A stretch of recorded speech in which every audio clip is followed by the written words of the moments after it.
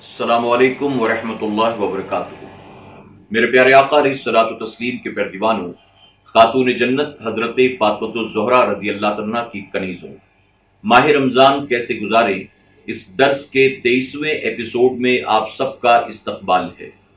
آئیے سب سے پہلے اپنے معمول کے مطابق نبی رحمت جناب محمد الرسول اللہ صلی اللہ علیہ وسلم کی بارگاہ بے کس پناہ میں ہدیہ غلامی درود و سلام کے انداز میں پیش کر لیں۔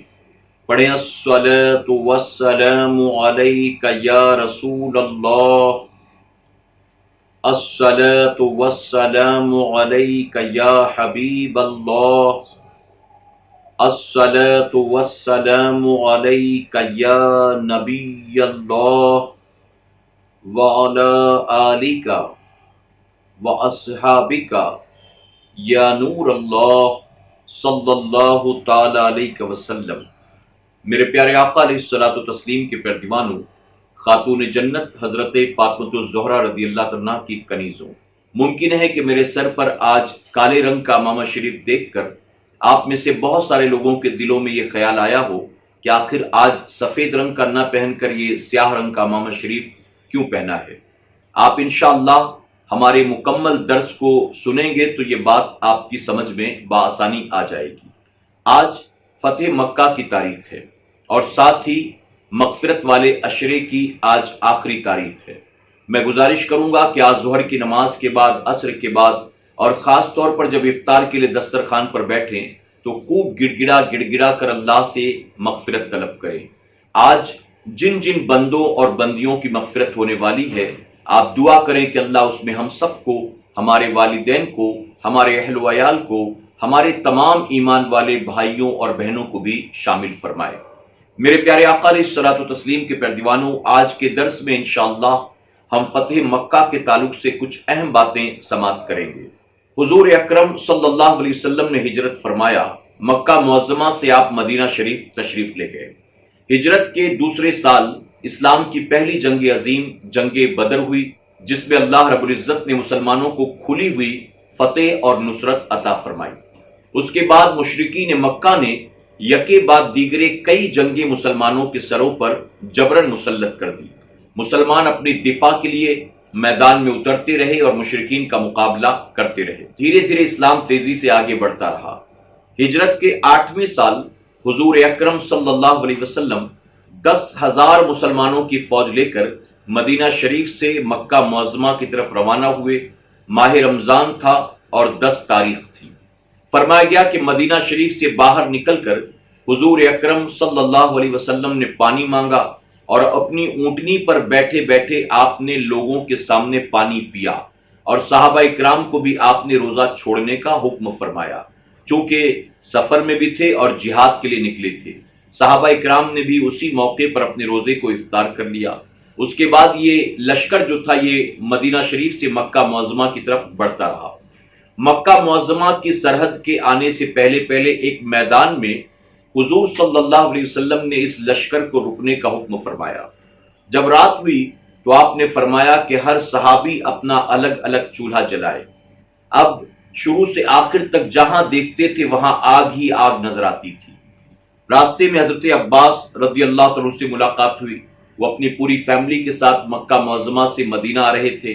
وہ بہت پہلے ہی مسلمان بن چکے تھے، اسلام قبول کر لیا تھا، لیکن حضور صلی اللہ علیہ وسلم نے انہیں مکے میں رہنے کی اجازت دی تھی تاکہ وہ معمول کے مطابق اپنے خاندان کے طریقے پر عمل کرتے ہوئے حجاج اکرام کو زمزم پلاتے رہے۔ فرمایا کہ حضرت عباس رضی اللہ عنہ رات کے اندھیرے میں نکلے مکہ معظمہ کی طرف دیکھنے کے لیے۔ آپ کا یہ ارادہ تھا کہ میں مکے والوں کو اس بات پر آگاہ کر دوں کہ حضور صلی اللہ علیہ وسلم ہزاروں کی فوج لے کر نکلے ہیں، اب یا تو تم ان سے معافی تلافی کر لو یا تو صلح کر لو، ورنہ جب صبح وہ حملہ کریں گے تو تمہیں ان کی تلواروں سے کوئی بچا نہیں سکے گا۔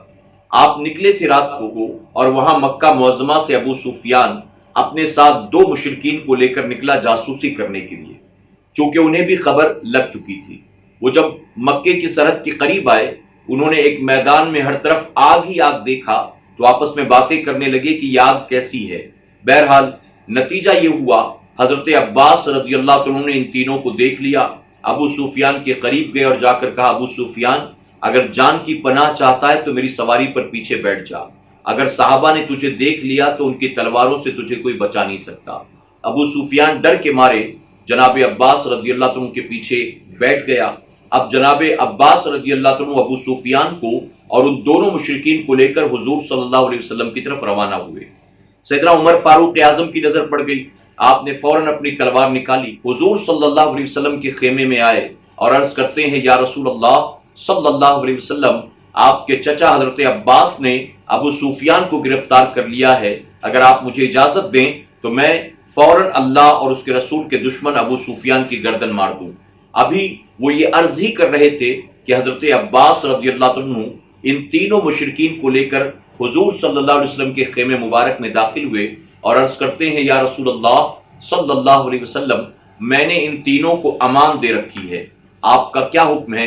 میرے آقا فرماتے جنہیں میرے چچا حضرت عباس نے امان دی میں بھی انہیں امان دیتا ہوں۔ سیدنا عمر فاروق اعظم نے اپنی تلوار رکھ لی۔ فرمایا گیا کچھ دیر کے بعد ان دونوں مشرکین نے اسلام قبول کر لیا، لیکن ابو سفیان رات بھر حضور صلی اللہ علیہ وسلم سے بحث کرتا رہا، یعنی مناظرہ کرتا رہا، سوال پر سوال، سوال پر سوال۔ حضور صلی اللہ علیہ وسلم اس کے ہر سوال کا اطمینان بخش جواب دیتے رہے، اور صبح ہونے سے پہلے روایت میں آتا ہے کہ ابو سفیان ابن حرب نے بھی اسلام قبول کر لیا۔ جب صبح ہوئی تو صحابہ اکرام کا یہ لشکر مکہ معظمہ کی سرحد کی طرف روانہ ہوا۔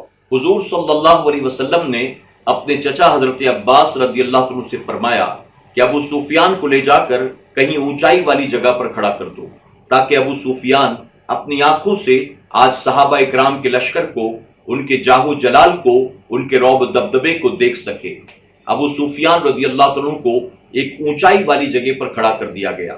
فرمایا گیا یکے بعد دیگرے فوج کی مختلف ٹکڑیاں، مختلف قبیلے مکہ معظمہ کی سرحد کی طرف دھیرے دھیرے بڑھتے رہے۔ سعد بن عبادہ رضی اللہ عنہ، آپ کے ہاتھوں میں جھنڈا تھا، آپ اپنے قبیلے کے ساتھ آگے بڑھے۔ آپ کی نظر ابو سفیان پر پڑی تو آپ بے ساختہ پکار اٹھے الیوم یوم الملحمہ، یعنی آج قتل و غارت گری کا دن ہے، آج حرم میں لوگوں کے قتل کی اجازت ہوگی۔ اللہ اکبر! یہ سن کر ابو سفیان گھبرا گئے۔ انہوں نے حضرت عباس رضی اللہ عنہ سے پوچھا مجھے محمد صلی اللہ علیہ وسلم کہیں نظر نہیں آتے؟ حضرت عباس نے کہا رکو، وہ بھی آ رہے ہوں گے۔ کچھ دیر کے بعد جب حضور صلی اللہ علیہ وسلم کا وہاں سے گزر ہوا تو ابو سفیان نے آواز دے کر کہا اے محمد صلی اللہ علیہ وسلم، کیا آپ نے سنا سعد بن عبادہ نے کیا کہا؟ حضور صلی اللہ علیہ وسلم نے فرمایا آخر ایسا کیا کہہ دیا سعد بن عبادہ نے؟ تو اس پر ابو سفیان نے کہا انہوں نے کہا ہے آج قتل و غارت گری کا دن ہے، آج حرم میں لوگوں کا خون بہانا جائز ہوگا۔ حضور صلی اللہ علیہ وسلم فرماتے ہیں سعد بن عبادہ ایسی بات کیسے کر سکتے ہیں؟ آج رحم کا دن ہے، آج حرم شریف کو پاک کرنے کا دن ہے، آج خون بہانے کا دن نہیں بلکہ خانہ کعبہ کو غلاف پہنانے کا دن ہے۔ اللہ اکبر! ابو سفیان نے سنا، ان کی جان میں جان آئی۔ حضور صلی اللہ علیہ وسلم نے حکم دیا سعد بن عبادہ سے جھنڈا لے لو۔ انہوں نے ایسی غلط بات بھلا کیسے کر دی، اور جھنڈا ان کے بیٹے قیس بن سعد کے ہاتھ میں دے دیا گیا۔ اس کے بعد جب پوری فوج مکہ معظمہ کے سرحد کے قریب پہنچی، حضور صلی اللہ علیہ وسلم فرماتے ہیں جب مکہ معظمہ میں ہم داخل ہوں تو لوگوں کی نظریں جھکی ہونی چاہیے، تلواریں نیام میں ہونی چاہیے، اور کسی پر تلوار تم نہیں اٹھاؤ گے جب تک کہ سامنے سے کوئی پہل نہ کرے۔ لوگ اپنے اگر گھروں میں چلے جائیں انہیں قتل مت کرنا، اگر تلواریں نیام میں ڈال لیں انہیں قتل مت کرنا، کسی عورت پر، بوڑھے اور بچے پر تلوار مت چلانا۔ اس طرح سے حضور صلی اللہ علیہ وسلم فرماتے ہیں اگر کوئی گھر کا دروازہ بند کر لے، اگر کوئی حرم میں داخل ہو جائے تو اسے چھوڑ دینا، اسے قتل مت کرنا۔ سبحان اللہ! میرے پیارے آقا علیہ الصلوۃ والتسلیم کے پیروانوں، دنیا کی تاریخ نے بڑی بڑی جنگیں دیکھی ہیں، بڑے بڑے فاتح دیکھے ہیں۔ جب کوئی فاتح بن کر کسی ملک میں آتا ہے تو ظاہر ہے کہ وہ امان دینے کی بات نہیں کرتا، وہ سکون و امن کی بات نہیں کرتا، بلکہ جو سامنے آ جائے اسے رون دو، اسے قتل کر دو، اسے موت کے گھاٹ اتار دو، یہی لوگوں کے لیے فرمان ہوتا ہے۔ حضور صلی اللہ علیہ وسلم کے چچا حضرت عباس رضی اللہ عنہ نے کہا یا رسول اللہ صلی اللہ علیہ وسلم، ابو سفیان خود پسندی والا آدمی ہے، चंद जुमले उसके बारे में भी ऐसा बोल दें कि उसको खुशी हो। मेरे आका फरमाते हैं, ऐलान करा दो मक्के में, जो अबू सुफियान के घर में चला जाए उसको भी पनाह दे दी जाएगी, उसको भी अमान दे दिया जाएगा। अबू सुफियान ये सुनकर बड़ा खुश हुआ, मक्का मुअज़्ज़मा में दाखिल हुआ और वहां जाने के बाद ऐलान करना शुरू किया, ऐ लोगों, अगर जान बचाना चाहते हो तो मेरे घर में आ जाओ। जो मेरे घर में आ जाएगा, मोहम्मद सल्लल्लाहु अलैहि वसल्लम ने वादा किया है, उसे अमान दे दी जाएगी। उनकी अपनी बीवी हिंदा ने आगे बढ़कर अबू सुफियान की मूछें पकड़ ली और कहा, बुज़दिल, डरपोक, कैसी बातें करता है। आप जानते ये हिंदा कौन है? ये वही है जिसने हुजूर सल्लल्लाहु अलैहि वसल्लम के चचा हजरत अमीर हमजा को मैदान उहद में शहीद करवाया था, जिनके सीने मुबारक को चाक किया था, जिनके नाक कान को इसी औरत ने काटा था, उनके कलेजे को अपने मुंह में रखकर चबाया था। अबू सुफियान से कहती है, तू बुज़दिल है, तू डरपोक है। लोगों ने कहा, अबू सुफियान, तेरा घर इतना बड़ा नहीं, हम सब के सब तो तेरे घर में नहीं आ सकते, हम क्या करें? अबू सुफियान रज़ियल्लाहु अन्हु ने कहा, ये जोश और जज्बे का वक्त नहीं है, अक्ल से काम लो। हुजूर सल्लल्लाहु अलैहि वसल्लम का मुकाबला कर पाना हम सब के बस की बात नहीं है। अगर तुम बचना चाहते हो, या तो मेरे घर में आ जाओ, या तो अपने अपने घरों में जाकर दरवाजे बंद कर लो। उनका वादा है, जो अपने घर के दरवाजे बंद कर लेगा उसे भी अमान दे दी जाएगी। फरमाया गया, लोग अपने अपने घरों में दाखिल हो गए। हुजूर सल्लल्लाहु अलैहि वसल्लम मक्का मुअज़्ज़मा में इस फातिहाना अंदाज में दाखिल हुए। आप अपनी ऊंटनी पर सवार थे, आपके सर पर स्याह रंग का मामा शरीफ बंधा हुआ था, आपने अपने सर मुबारक को झुका रखा था। यहां तक फरमाया गया कि आपका सर इतना झुका हुआ था, इतना झुका हुआ था कि बाज वक्त ऊंटनी के चलने पर आपकी पेशानी जो थी वो ऊंटनी की पुश्त से टकरा जाती थी। अल्लाह अकबर। आप सोचें, जब कोई फातेह बनकर किसी मुल्क में आता है तो अकड़ कर चलता है, गर्दन उठी होती है, पैर पटकता होता है, लेकिन कुर्बान नबी रहमत जनाब मोहम्मद रसूलुल्लाह सल्लल्लाहु अलैहि वसल्लम की शान रहमतुल लिल आलमीनी पर आप अपनी चचेरी बहन हजरत उम्मे हानी के घर तशरीफ लाते हैं। ये जनाब अबू तालिब की बेटी थी, मौलाए कायनात की बहन। ये हजरत उम्मे हानी वही हैं जिनके घर हुजूर सल्लल्लाहु अलैहि वसल्लम आराम फरमा थे और अल्लाह ने आपको सफर मिराज अता फरमाया है। आप तशरीफ लाकर सबसे पहले गुस्ल फरमाते हैं, उसके बाद चाश्त की 8 रकात नमाज आपने अदा फरमाई। फिर आपने फरमाया, उम्मे हानी, क्या घर में कुछ खाने के लिए है? हजरत उम्मे हानी फरमाती हैं, ये सुनकर मुझे गैरत आई कि घर में रोटी के चंद सूखे टुकड़ों के सिवा और कुछ भी नहीं था। मैंने हुजूर सल्लल्लाहु अलैहि वसल्लम के सामने रोटी के वही सूखे टुकड़े और पानी का एक प्याला पेश कर दिया। हुजूर सल्लल्लाहु अलैहि वसल्लम ने रोटी के सूखे टुकड़ों को पानी में डुबाकर नरम किया और उसे तनाउल करना शुरू कर दिया। मैंने आपके सामने नमक रख दिया। हुजूर सल्लल्लाहु अलैहि वसल्लम ने उसमें नमक लगाकर खाना शुरू किया। फिर फरमाया, उम्मे हानी, क्या घर में सालन के तौर पर कुछ भी नहीं? आप फरमाती हैं, मुझे याद आया, घर में थोड़ा सा सिरका था, यानी विनेगर था, मैंने वो लाकर पेश किया। हुजूर सल्लल्लाहु अलैहि वसल्लम रोटी के टुकड़ों को उस सिरके में डुबाकर खाते थे और फरमाते थे, उम्मे हानी, सिरका बहुत अच्छा सालन होता है, जिस घर में सिरका होता है वो घर वाले कभी मोहताज नहीं होते। सुभान अल्लाह। मेरे प्यारे आका अलैहिस्सलातु तस्लीम के प्यारे दीवानों, खातून जन्नत की कनीजों, जरा बताओ, तारीख इंसानी में क्या कभी किसी ऐसे फातेह को देखा गया जिसने पूरा एक मुल्क फतेह किया हो और फतेह करने के बाद रोटी के सूखे टुकड़े पानी में डुबाकर, कभी नमक लगाकर और कभी सिरके के जरिए खाता हो? आज अगर कोई मुल्क एक फुटबॉल का मैच जीत जाए, अगर कोई टीम क्रिकेट का मैच जीत जाए, तो पूरी रात 5 स्टार 7 स्टार होटल्स के अंदर पार्टियां होती हैं, शराब व शबाब व कबाब का दौर चलता है। आज मामूली सा खेल कूद जीतने वाले इस तरह से अय्याशियां करते हैं और मेरे आका मक्का फतेह करने के बाद रोटी के सूखे टुकड़े तनाउल फरमाते हैं। कुर्बान मेरे आका सल्लल्लाहु अलैहि वसल्लम की अजमत पर। मेरे प्यारे आका अलैहिस्सलातु तस्लीम के प्यारे दीवानों, खातून जन्नत हजरत फातिमा ज़हरा रज़ियल्लाहु अन्हा की कनीजों, इसके बाद हुजूर सल्लल्लाहु अलैहि वसल्लम अपनी ऊंटनी पर सवार होते हैं। पीछे सैयदना बिलाल को बिठाया, उनके पीछे खाने काबा के जो मुतवल्ली थे हजरत उस्मान बिन तलहा को बिठाया और ये तीनों हजरात खाने काबा की तरफ बढ़े।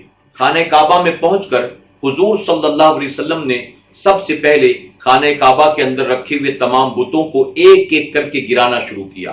आपके हाथ में एक छड़ी मुबारक थी, آپ بتوں کو منہ کے بل گراتے جاتے تھے اور فرماتے جاتے تھے جال حق و ذاق الباطل، جال حق و ذاق الباطل، یعنی حق آ گیا باطل مٹ گیا، بے شک باطل مٹنے والا تھا۔ جب خانہ کعبہ کو بتوں سے پاک کیا، باہر تشریف لائے، پھر آپ نے خطبہ دینا شروع کیا۔ مکہ معظمہ کے تمام افراد، مرد و عورت، بوڑھے جوان، سب کے سب جمع تھے، صحابہ کرام بھی تھے، مشرکین مکہ بھی تھے۔ حضور صلی اللہ علیہ وسلم نے ان کے سامنے خطبہ پڑھا۔